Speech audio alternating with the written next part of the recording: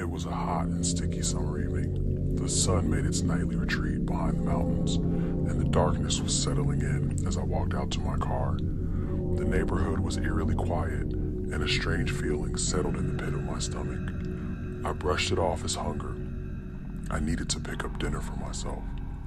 I climbed into my car, ready to drive to the nearest place to grab a bite. As I reached for my key, I noticed something crawling next to me on the seat. I froze, my heart pounding in my chest as I realized it was a spider. But this was no ordinary spider. It was unusually large, about the size of a man's hand. Its body was covered in thick black hair. On its back were thousands of baby spiders, crawling on top of each other, their tiny eyes reflecting off the moon's light. The mother spider's eyes were demonic red and glowing, and it was staring directly at me.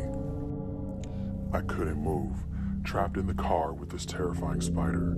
It suddenly started to move towards me, its legs scrambling across the seat and the dashboard. I could hear the sound of its body scraping against the leather seats. Hairs on the back of my neck stood up, my chest rising rapidly as I tried to catch my breath, my mind racing with the fear that it would crawl up my thigh. I knew I had to get out of there, but my body refused to move. Frozen and panicked, and the spider was getting closer. Its long, decrepit front legs reached forward towards my arm, touching it. I could feel its hairs probing under the bracelet on my wrist.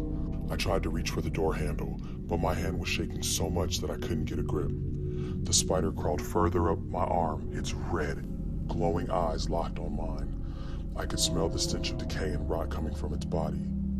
I could feel the small baby spiders dropping onto my arm and searching for a place to bite, leaving my skin crawling. Just as I thought it was over, a chill ran down my spine, causing me to shake violently in my seat.